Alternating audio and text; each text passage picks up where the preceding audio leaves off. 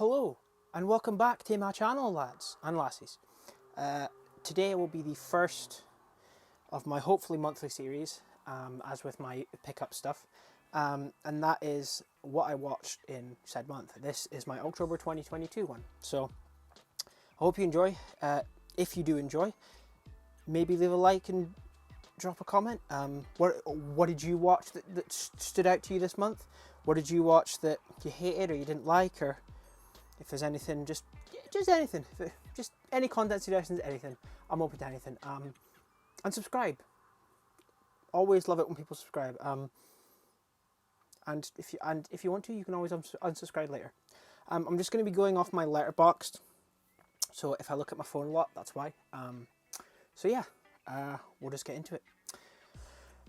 So to start off with, I watched Interstellar in 4K. Now this is a film that I talked about in my pickups video that I seen once. I thought it was okay, but I was in HMV and I thought, I really want to watch this again. And I've heard that all of Nolan's 4Ks are really good, so I picked it up and I watched it that night, and I love that film now.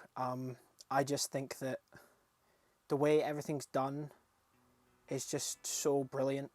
It is gorgeously shot. The 4K is absolutely stunning. Yeah, absolutely fantastic. I'm not going to go in depth into these. I'm just going to do kind of a vague overview of what I thought. But yeah, that's Interstellar in 4K. Next up, I rewatched The Gentleman. The Gentleman is one of my favourite films, well, ever. It's just so much fun to me. Guy Ritchie's wit and direction are great in this, and it has my favourite man crush in it, Charlie Hunnam. Sons of Anarchy. Should have worn that hoodie for this one. Might change after this, but do you know what? I'm going to change now. So this is my Sons of Anarchy hoodie that my girlfriend made me. It is absolutely fantastic. I absolutely love it. I don't know if you can see that, but it's absolutely fantastic. So I'm going to keep wearing this for the rest of it. Anyway, so The Gentleman, it's bloody fantastic. Just so much fun. And that was the 4K I watched, which I think looks really good. But you know, absolutely brilliant British comedy, I would say. Next up is Halloween 78. So me and Callum were originally going to watch all the Halloweens leading up to Halloween Ends, but we decided not to after 4, because we realised that while watching 4 we were just sat on our phones talking to each other about other stuff other than the movie, and we barely remembered anything about it. So we're going to leave it for a couple of years and then come back to it when we don't really remember much. But he bought me the 4K for my birthday a couple of years ago, and we'd watched that 4K before in the lead up to Kills. We watched the 4K of that and 2018, but yeah, we watched 4K of Halloween, and my god, that is a absolutely brilliant 4K. It just, everything's so immaculate and crisp and just brilliant. It's Halloween 78. I don't really know what else I have to say. It's the best of the franchise, and it's still an absolute classic. So next up is The Hobbit: An Unexpected Journey Extended Edition. Now, I'd not seen any of the extendeds before because I was trying to seek them out. I bought the like golden chunky Lord of the Rings extended one. I have the standard Hobbit and standard Lord of the Rings, but I never got the extended Hobbit. But I bought them in 4K at the start of the month, and surprisingly enough, I find it hard to, like, I need to be in a very specific mood to watch films, and most of the time they're quite short, but somehow this month I got through 6 like 3-hour plus long films, and I'm still shocked by it. But anyway, I like the Hobbit films.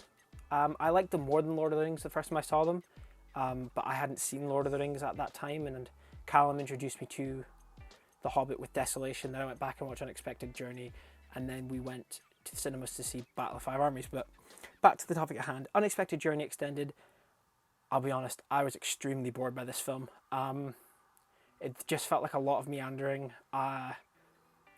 It's my least favourite of the entire like Middle Earth saga. I actually prefer the standard cut of it, because it cuts out a lot more of the bloat, but even then I don't really like Unexpected Journey. It's fine. I mean, I will say one thing, the 4Ks for all of these are absolutely magnificent. The shots of the Shire and all the green, it's just, the colours pop so much with the HDR, it's brilliant. But yeah, Unexpected Journey Extended, not my favorite. I don't think I'll watch the extended again if I do. But anyway, and then the day after that, me and Callum met up and we watched Halloween 2. I'd seen this before. If you've seen my history with Halloween video, I'd seen this before with my dad, but only once, and I remember thinking it was decent. And when me and Callum checked out in lockdown in 2020, we thought, wow, this is a lot better, and they both do gel quite well. But when we watched it this time, I feel, to me, the Halloween films suffer from feeling like nothing much happens. A lot of them do. And that's why I like some of the newer ones, is because it feels like stuff happens more frequently. That's just me, obviously. If you disagree, that's completely fine. Happy for you, but to me, Halloween 2 went down a peg for me. I just found it to be quite meandering, but but 1 and 2 do go very well together. And it is the best. It is the best sequel. Out with the H40 trilogy, the David Gordon Green trilogy, in my opinion. But yeah, Halloween 2 got some decent kills, but overall, it's fine. Bugger, I should probably give my ratings for these. I completely apologise. Interstellar was a 5, Gentleman's a 5, Halloween's a 5, Unexpected Journey was a 3, Halloween 2 was a 2.5, and now we are on to the Battle of the Five Armies. The Battle of the Five Armies? What the fuck? My letterbox has been really weird recently. Not logging certain films. Anyway, I'm back. Sorry, I had to fix my letterbox log, but yeah, it did this with 8 as well. It seems to like revert my log to when I first logged it. I don't know. So it looks like I watched it twice in one day. But anyway, Battle of Five Armies extended. Not Battle of Five Armies extended. Fucking Desolation of Smaug extended. Ugh, right, sorry. This is my favorite of the trilogy in terms of extended, and yeah, just in general. I love the extra stuff they add in this. That being I can't remember his name, Bear Man. But to me, this was the most enjoyable and caught my attention for the longest. I'm gonna watch the extended over the theatrical from now on, but that was a 4.5. I really enjoyed Desolation of Smaug extended. Absolutely brilliant. And finally, Battle of the Five Armies extended. This adds a lot. There's a lot of cool sequences that are added here, but again, it all looks fantastic and brilliant, and it's leagues above the theatrical cut. Oh, excuse me. But it didn't hold my attention for as long as Smaug did, because I got a bit tired of the battle after a little bit. But absolutely brilliant, and the fact they include blood is metal as fuck. Like, what the hell? There's no need for that, but yeah, that was a 4 out of 5. But yeah, Battle of Five Armies extended, really good. Not as good as Smaug in my opinion, but anyway. And then I saw Mrs. Harris Goes to Paris. Now this is a film that I said to my mum, oh, I think you might like. I think this is your kind of film. So we went and saw it, and it's just one of the most lovely and heartwarming films I've seen in a long time. There's no hatefulness or anger in this film. Like, yeah, there are, like, obviously, like, there are antagonists, but they're not, like, overly hateful, and they get swept out of the way quite quickly. And to me, it's a really good feel-good movie. Leslie Manville, I believe her name is, puts in an absolutely just adorable performance, and everyone around her just supporting her, and she has this friend. Heartwarming shit. Teared up by the end. Absolutely brilliant. Highly recommend it to anyone that likes just feel-good films. Now for the exact opposite of this film. I watched Dahmer. And this is a series that has been mired in lots of controversy for just how sadistic, like, it doesn't show anything. But that's one of the things I do like about it, is Evan Peters is so fucking scary in this show. By just the way he portrays it is just terrifying and disgusting, and the implications of everything is just horrible. It's not something that I'll probably watch again, ever. I'm kind of glad that, like, it's a good one-shot kind of thing. but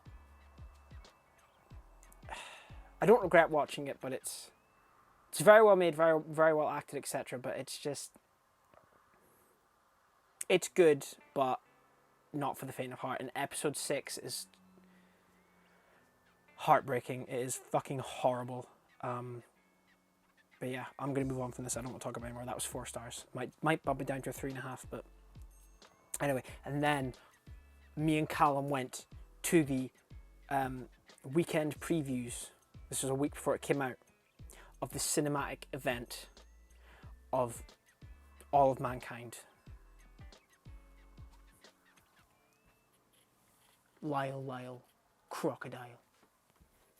Okay, all jokes aside, this was a film that I saw the trailer for the first time with Callum, and I was like, "What the fuck is this?" And ever since then I heard that trailer so much, especially with the start of Sir Duke. I'll play a clip here if I can. But yeah, that just played over and over in my head so much, and I started to get really annoyed. I was like, "Fuck that crocodile! Fucking kill that crocodile!" And then Callum was like, "There's previews. Do you want to go see it?" And I was like, "Yes!" So we went and saw it, and I kind of like it. I think the music's great. It's not like groundbreaking, but I really enjoy it, and I was really sad to see that it's failing at the box office.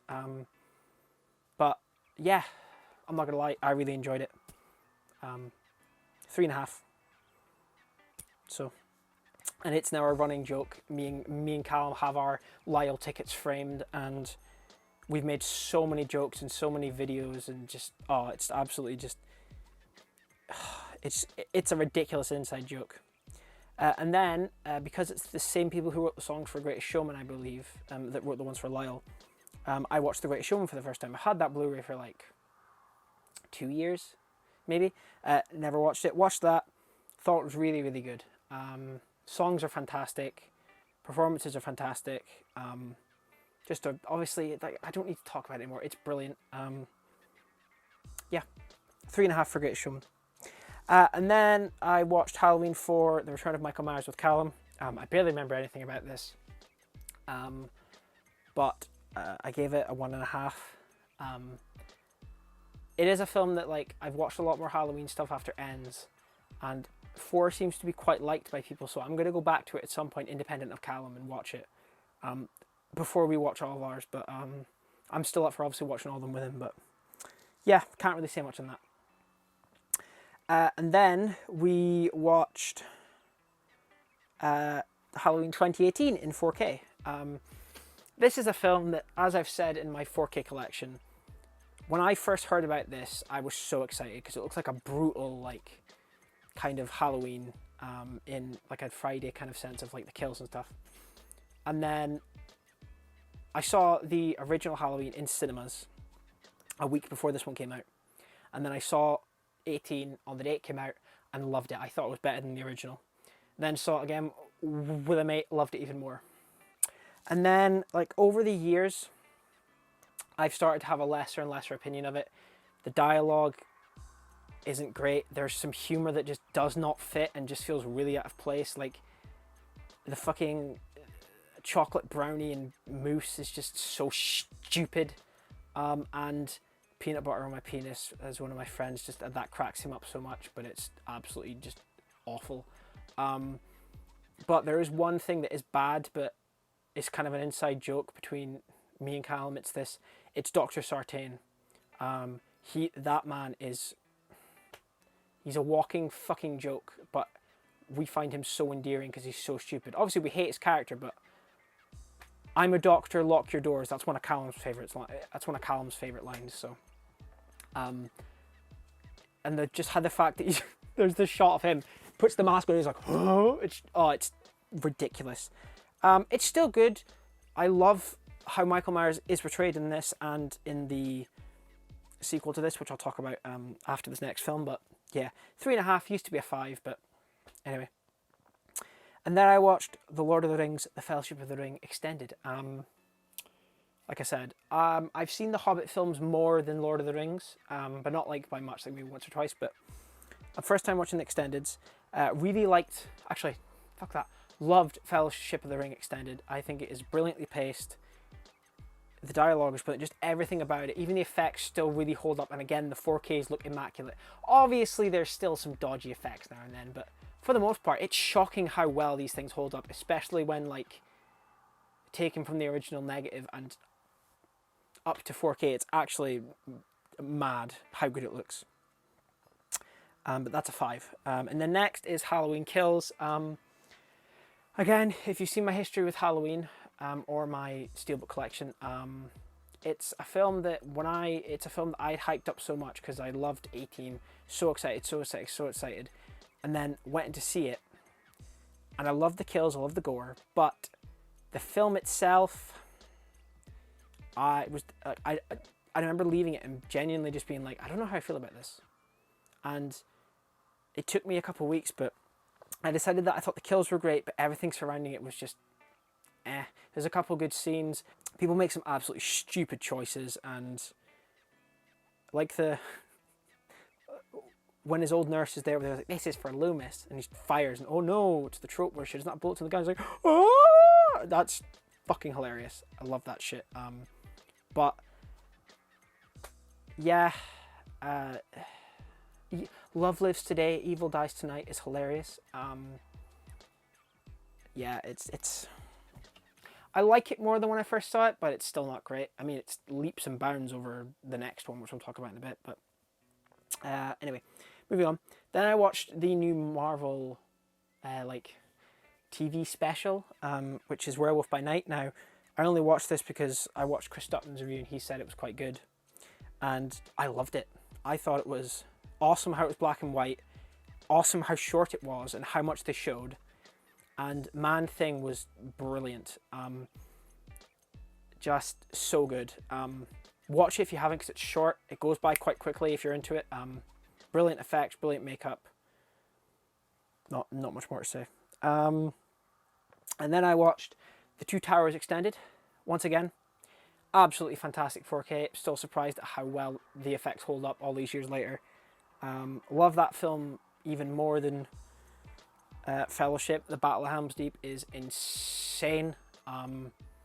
Yeah, it's all been said before, just beautiful. That's a 5 as well. Werewolf by Night was a 4. I think I said Halloween Kills was a 2.5. And Halloween Ends. I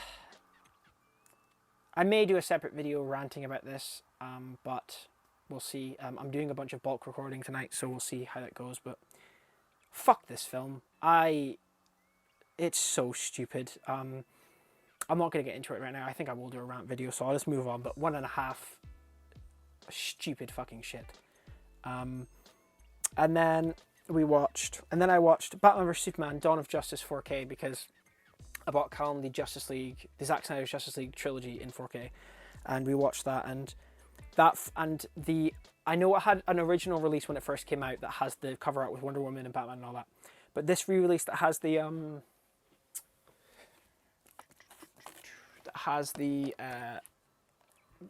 kind of like propaganda posters.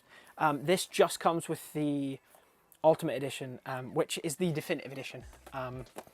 And we rewatched it, and that film is gorgeous in 4K. I think it's absolutely brilliant. It's not like a masterpiece, but it is really good for what it is.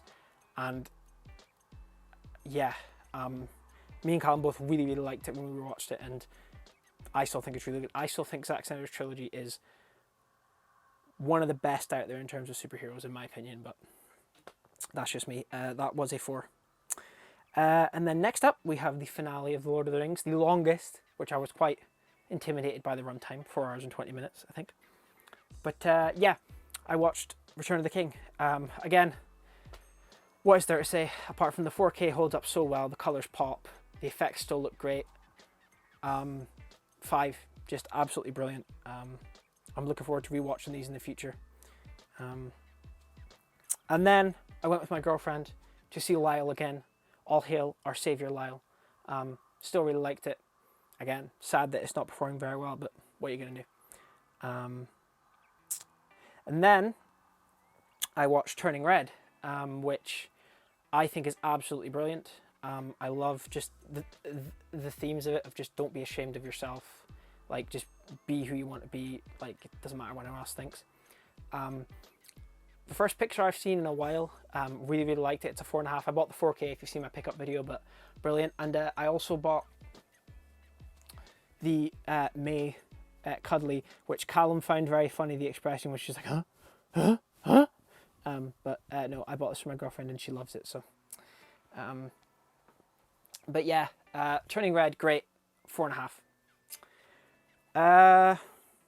Next up, first time watch for me. Heard a lot about it. Obviously, it was the whole controversial thing of, oh, it's ripping off, the Hunger Games are ripping this off, blah, blah, blah. But I think that, like, this is very different to Hunger Games in terms of like where it goes. But it's Battle Royale. Now, this is a film I think, if you saw my pickups, that I'll like a lot more upon rewatch now that I know what it is. Because when I was watching it, I was like, this is not what I thought it was going to be. Because I thought it was just that, oh, the Hunger Games rip-off, that, you know, blah, blah, blah. But I thought it was good for what it was. I feel like I might like it more when I rewatch it. But yeah, 3.5. Anyway, next up is the Texas Chainsaw Massacre remake from 2003. Now again, watched Chris Stuckman's review of it. Now I'd seen this before and thought it was okay, but watched his review and decided to give it another go, and I actually really do like this film now. If you've seen his review, it's basically the same way. It's the same as what I think. I think it's just really cool how it tries to do its own thing by tries to do its own thing, but also pays homage respectively to the original. And the ending, like, freeze frame of Leatherface is fucking horrific. Love that final shot. 3.5. And then another meme to me and Callum. We saw Black Adam. I will. It's my problem with this film is we've seen it all before. It's the whole Superman thing of, oh, big immortal beings smashing each other into buildings for 2 hours. I honestly found it really boring. The Rock is the best part about it. The funniest thing about it is when he just, like, hovers through a wall, but unknowingly he's just like, what's happening? But I just find it relentlessly boring and just generic, personally. As I said, The Rock is the best part about it, but yeah, 2.5. It's generic. A film that is not generic, The Black Phone. This is one of my favourite horrors of the year. I saw this in cinemas, thought it was really good. Showed Callum it, and I love it even more. I think Ethan Hawke's performance is absolutely terrifying. Spoilers. I'll put a timestamp on screen where you can skip ahead if you don't want to know, but the way that, like, when he takes off his mask, like, when Finney takes off his mask and he's sort of like, oh my god, he's just horrified because he kind of has this disconnect between the grabber and himself, is just brilliant. And how he's just like, how his mask changes expressions is just absolutely brilliant. 4.5. Love that film. And then another film that I picked up blind in a 4K because I didn't have the Blu-ray. It was a 3-4 deal if you've seen my pickups video. And that is Bram Stoker's Dracula. This was not what I was expecting, to be quite honest. And again, like Battle Royale, it's a film that I think will be a lot better. I think I'll like a lot more upon rewatch now that I know what it is. But if there's one thing I can say about it, is that it feels like one man's consistent vision, and I respect that, like, wholeheartedly. Like, it's very rare that you get a film that feels like one person's vision, whether that's good or bad, but this is a film that feels like one person's vision, and I gotta respect that. Gore effects are great. Keanu Reeves with a British accent is weird, but yeah, good for what it is. Looking forward to rewatching it in the future and seeing seeing how I feel about it after. Now that I know what it is. Next up is Predator 2. I bought the Predator 4K trilogy. If you've seen my pickup video, again, a lot of these, you know. Predator 2 is a film that I've only seen, I think, twice. And the last time I saw it was like probably 8 years ago. But I rewatched it this time, and I now don't not enjoy any Predator film. I think Predator 2 is good is really good in a couple of aspects, in terms of the fact that it's the only film that gives us the Predator in a city. And whether that's done good or bad or not, it's it's a point towards the film. And yeah, I think it's decent. I enjoyed it a lot more than I thought I would. The Predator looks great whenever he's on screen, but really, really solid sequel. Not great, but solid. 3 stars. And now here's one I might get flack for, but I watched the original Poltergeist and I found it to be extremely boring. It felt like nothing happened until the last 10 minutes. The effects when they happened were cool, like the kid getting grabbed by the tree and all the skeletons and stuff, but I just found it really boring. I just don't think it's for me. If you love it, that's brilliant. I know it's a classic, but to me, it's fine. And then I double billed It and It Chapter 2 with Callum.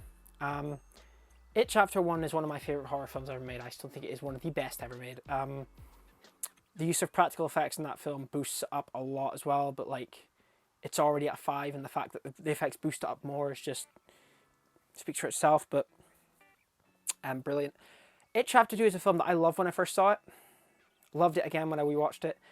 But Callum doesn't like it as much as me, and I'm starting to feel the same way in terms of a lot of the effects in this film are CGI, and it feels like they were going for bigger,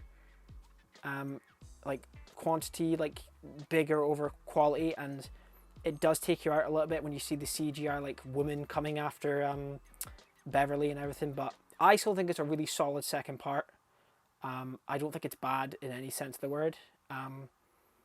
It is 3 hours, but you have a momentous task in your hand. It's going to be difficult either way, but still really good. 3.5. It was a 5, obviously. And now we are getting on to my first video, the topic of my first video, which is doing very well. And that is Terrifier. First Terrifier is not great. I think it is just a series of excuses for Art to kill people, of which he is very entertaining, and the best part about the film, he's very charismatic. David Howard Thornton does a brilliant job of portraying him in this and the sequel. Again, I feel like it's just a showcase for what he could be. And the color palette is disgusting, not in horror, it's just ugly. Everything looks like all the colors have been turned up to 11. The saturation is just all the way up, and all the colors are crushed and just horrible. Didn't like it that much. That's a 2.5. Might bump it down to a 2. And then we have the sequel, Terrifier 2, which I really, really liked. This feels like what the first one was kind of like, look, this could be cool. Yeah. This one has a story. The first one did not. Or, like I said, it was, yeah. This one had a story, characters. The kills were fucking gruesome. Everything you've heard about this film is true. It is genuinely one of the most gory films I've ever seen in my life. Art the Clown is brilliant. He's charismatic. He's sadistic. There's lots of good dark comedy in this. But really, really solid sequel that I think is leagues above the first. And I'm very excited to see where they go with the third one. A funny thing is, the first one is only 1 hour and 20 minutes. The second one is 2 hours and 20. The second one went by faster for me. So that says everything about it to me, personally. It's a 4. And then I watched the remake of The Ring, which, if you see my pickups video, I got the steelbook for. And I know that the Blu-ray, or at least last time I checked, it was out of print. And this film, like I said in my pickups video, unless they've tampered with the Blu-ray, it looks immaculate. It's close to looking like 4K, in my opinion. But this remake of The Ring is done so well, and the ending is horrifying. Just the way it's shot is beautiful. The fact that it barely has any cheap scares, absolutely fantastic. That's a 4. And then one film that I didn't check out until a lot later than I should have was Boiling Point. This film is a masterpiece. I love this to bits. I have the Second Sight Blu-ray pre-ordered because absolutely fantastic. The whole one-shot thing never feels like it gets in the way of the story. It doesn't feel like we're pushed into a corner and oh fuck, we need to think of something to do with these characters. So they kind of spin their wheels for a bit, then move back to the main action. Everything feels like it has a purpose. Everything feels like it's been planned out. And the way they build up the tension with setting up the personalities at the tables that when you hear like one table being called for, you're like, oh fuck, and then another one's like, okay, that's fine. And the ending, I did not expect, and it's fantastic. Check out if you haven't. It is brilliant. That's a 5. And then I spent one solid day watching through all of the Cabinet of Curiosities. Whatchamacallit? The Cabinet of Curiosities Netflix show, which are all like mini movies. So I'll go through them all in order. Lot 36, I thought was a cool premise, but I found it to be quite boring. And again, CGI monster at the end took me out of it. I'm just going to go through these quickly, unless I really like them. Graveyard Rats, the shortest of them all, I thought was really well done, quick, to the point. The practical effects with the giant rat are horrifying and beautiful. 3.5. Lot 36 was 2.5. The Autopsy, directed by the director of The Empty Man, which, again, excuse me, if you've not seen it. Oh, sorry. The Autopsy, directed by David Pryor, the guy who directed The Empty Man. This was my favourite until one we'll get to later. Absolutely brilliant. The way it does the whole autopsy of Jane Doe thing, but then flips it on its head and does it in a different kind of genre, is brilliant. Yeah, I love that. By the way, if there's any of these films you want me to talk about more in depth, just leave a comment and I'll probably do it. Then next we have The Outside, which was my least favourite episode.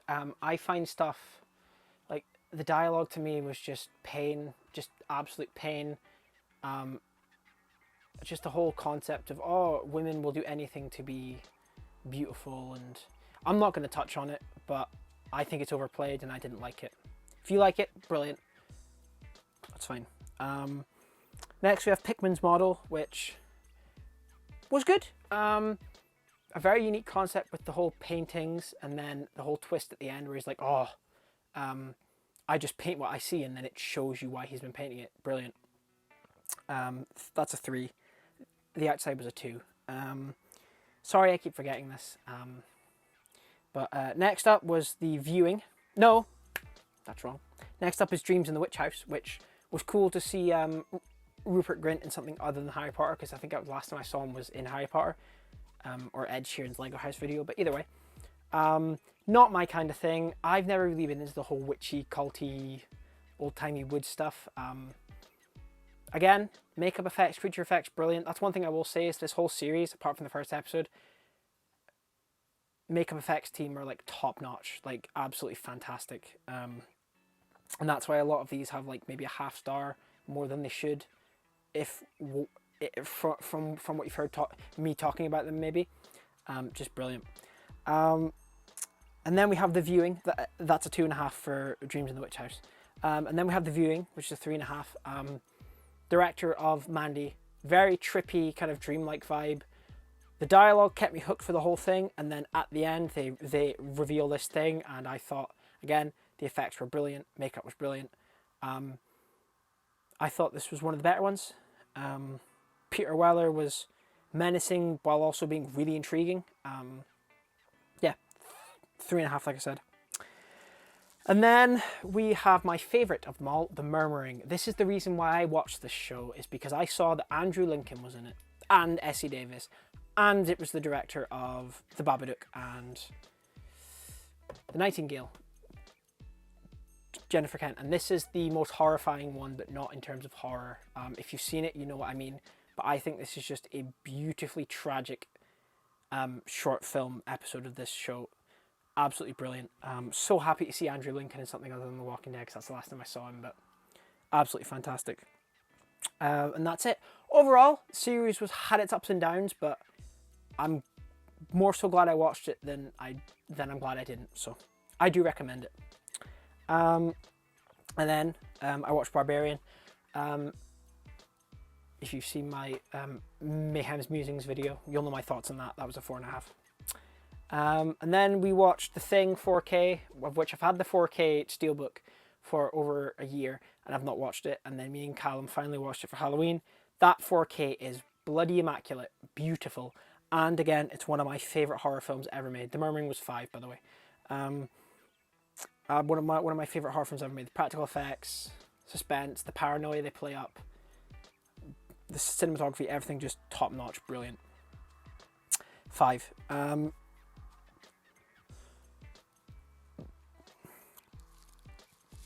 Now, getting into the last 3 of this month. I took my girlfriend to see Harry Potter and the Chamber of Secrets in 4DX. The last time I watched this film, I turned it off, and I don't turn off films a lot. But I was just so bored for some reason the last time I watched it. But seeing this in the cinema with an audience was really cool and really special. I still don't think it's the best in the franchise. Prisoner of Azkaban is my favourite, but really, really good fantasy. Like, just really good. I don't think I need to say anything else, but 3.5. 4DX was not too violent, which I'm happy about, but anyway. And then I saw Trick or Treat in cinemas with Callum. This is a film that I heard a lot about. And then Callum bought the Blu-ray, which is so hard. Like, it's very expensive if you want to get it. And there isn't one in the UK, which I hope the release of this in cinemas prompts a release from, like, Second Sight or 101 Films or something, but we'll see. And this is a film, the first time I saw it, because I'd heard so much about it, and it was like this like peak of horror anthology. I didn't like it that much, or no, I didn't like it that much. I thought it was good when I first saw it, but not great, and I gave it a 3 when I watched it with Callum. And again, when I watched it here in the cinema, I liked it a lot more. It's constructed, like, it's airtight in the whole anthology thing and bringing it all together. But I feel like the more I watch it, the more I like it, because upon this second viewing, I did like it a lot, and it went up a half a star, from a 3 to a 3.5. So I'm looking forward to rewatching it probably once a year at Halloween and just maybe going to appreciate it more. But it is slowly growing on me. But I feel like all the hype and all the stuff I'd heard about it for years before overdid it a little bit for me personally. But I still think it's absolutely very well written and very well put together. And finally, we have James Wan's *Malignant*. This is a film that I didn't get to see in the cinemas, but Callum did because I wasn't feeling too great on that day. But it is so unique. I know that a lot of people love or hate it. I love it. I think it is so smart, so brilliant. If you know the twist, the way they play it is just fantastic. I love it. I think it's absolutely brilliant. And the camera work, the acting, just everything is just top notch and brilliant. Absolutely love it. This was the 4K we watched, which looks gorgeous as well. That's a 4.5. So yeah, fucking hell, it took me a while. That is what I watched in October. Let me know what your thoughts are on any of these. What did you watch? What did you like? What did you dislike? What are you excited for in November? What do you plan on watching in November? And if you enjoyed, maybe leave a like, drop a comment. I'll answer all comments, and maybe subscribe. It always helps me when you subscribe and like, so and even share it if you want to. But yeah, thank you for watching, and I'll catch you next time. Cheers.